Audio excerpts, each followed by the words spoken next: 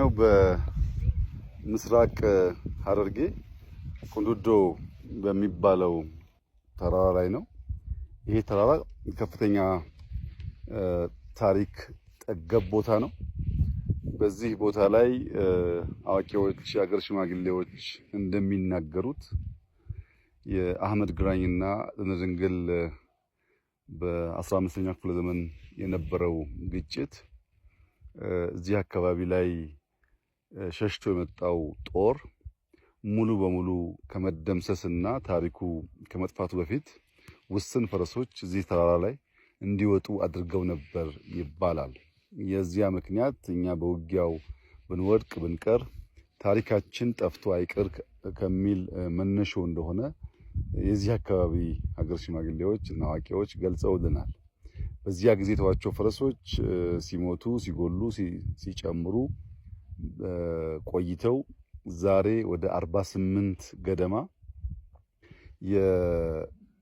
የቤተሰብ የለመዱ የቤት ፈረሶች ሳይሆኑ የዱር ፈረሶች እዚህ ቦታ ላይ ይገኛሉ።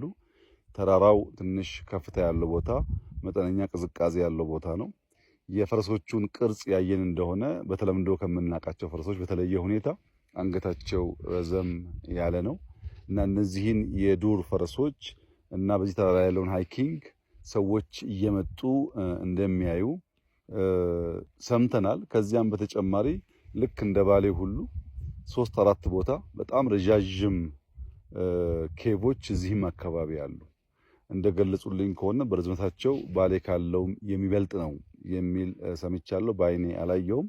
እነዚያን ኬቮች፣ የሃይኪንግ ቦታዎች፣ እነዚህን የዱር ፈረሶች እንደምታዩት ይሄ ተራራ ቁንዱዶ ብቻ ሳይሆን አንዳንዶች ደብሊው ማውንቴን ይሉታል በቅርጹ የተነሳ ተራራው በራሱ በጣም ከፍተኛ ውበት ያለው ለእይታ የሚማርክ ቦታ ነው የምናየው።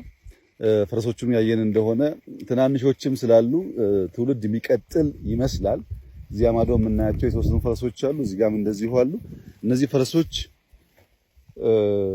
በቤት ከምናውቃቸው ፈረስ ለየት የሚያደርጋቸው ኦሪጂናቸው ሳይሆን ከጊዜ በኋላ እዚህ በመቆየት በቅርጻቸው በቁመናቸው የተለየ ቅርጽ እንዳላቸው ማየት ችለናል። እነዚህ መጠበቅ ያስፈልጋል።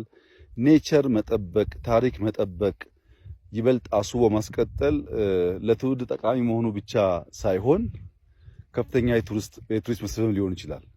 እንግዲህ አስቡት የዛሬ 500 ዓመት ከባቢ የነበረ ግጭት ውስጥ እንደ ቅሪት የቀሩ ፈረሶች ዛሬ እነሱን ተንተርሶ ታሪክ እንዲወሳ ያኔ በውጊያ የተሳተፉ ሰዎች እንዳይዘነጉ ማድረግ መቻላቸው በቀላል የሚታይ ጉዳይ አይደለም። ታሪክ ባስቀመጥነው ልክ ባስቀመጥነው ቦታ እንዳለ ሳይሸረሸር የማይቀመጥ ቢሆንም ብርቱ ትውልድ፣ አዋቂ ትውልድ፣ አስተዋይ ትውልድ ሲኖር ግን በዚህ መንገድ ከልጅ ልጅ የተሸጋገረ ሊቀጥል ይችላል እና ከዚህ ቀደም